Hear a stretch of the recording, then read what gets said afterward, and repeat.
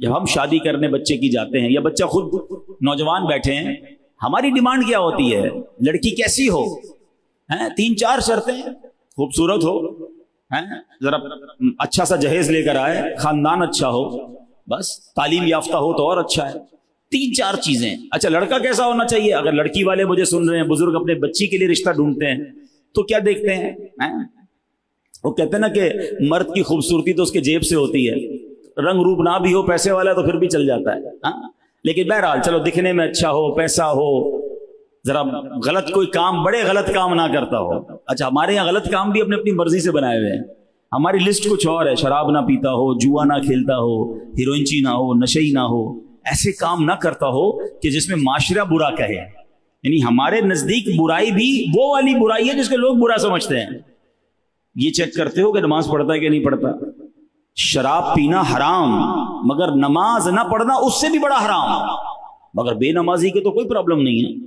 پیسے کتنے کماتا ہے یہ ضرور چیک کرتے ہیں، کدھر سے کماتا ہے یہ چیک کرتے ہیں۔ حرام کمانے والے کو اپنی بیٹی دینا چاہ رہے ہو، اور اگر خدا نہ خواستہ سود کا کام کر رہا ہے، سود کھانے والے کو تو اللہ سے جنگ کرنے والا کہا گیا، اللہ اس سے اعلان جنگ فرماتا ہے۔ تم اپنی بیٹی کا رشتہ اس کے ساتھ کر رہے ہو جو رب سے جنگ کر رہا ہے، بچے گا، بربادی ہونا ہے۔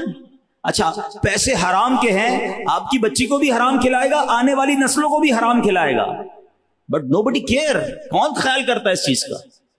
اللہ اکبر۔ اور اے نوجوانوں جو اپنی ہونے والی بیوی کے لیے، بچوں کی ماں کے لیے جو ڈیمانڈیں ہماری، پہلی ڈیمانڈ یہ ہونی چاہیے کہ وہ نیک ہے کہ نہیں۔ یاد رکھو عورت، ماں جو ہے نا وہ سب سے پہلی درس گاہ ہے بچے کی۔ اگر ماں کا عقیدہ ہی درست نہیں ہے، وہ عورت جو ہے باعمل ہی نہیں ہے، نمازی نہیں ہے، نیک نہیں ہے۔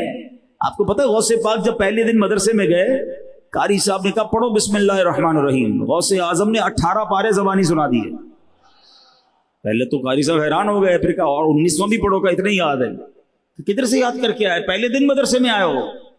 کہتے بات یہ میری ماں حافظہ 18 پاروں کی تھی، میں ماں کے پیٹ میں تھا، ماں قرآن پڑھتی تھی، میں نے ماں کے پیٹ میں 18 پارے یاد کر لی ہے۔ ٹھیک ہے یہ ان کی کرامت ہے، یہ بات یاد رکھیے گا، اگر ماں نیک ہے تو بچے پر اس کا اثر آئے گا۔ آپ کو پتہ ہے خاتون جنت بی بی فاطمہ امام حسن اور امام حسین کو جب دودھ پلاتی تھی اور جھولا دیتی تھی تو کیا کرتی تھی؟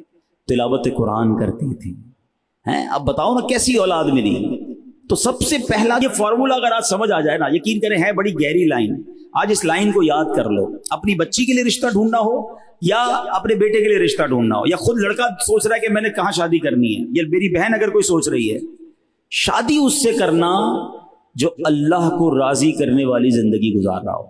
جو رب کو راضی کرے گا اللہ اس کو بھی راضی کر دے گا۔ اس سے شادی مت کرنا، یا ادھر رشتہ مت کرنا جو اللہ کو ناراض کر رہا ہے، کیونکہ اگر رب ناراض ہے نا تو لائف برباد ہو جانی ہے۔ ایک لائن میں نے آپ کو سب بتا دیا۔ اب رب کو راضی نمازی کرتا ہے، بے نمازی نہیں کرتا۔ رب کو راضی حلال کمانے والا کرتا ہے، حرام کمانے والا نہیں کرتا۔ رب کو راضی پردہ کرنے والی خاتون کرتی ہے، بے پردہ نہیں کرتی۔ ارے جس کا عقیدہ ہی صحابہ اہل بیت یا اولیاء کرام کے بارے میں درست نہیں، وہ شادی کیوں کرنی ہے؟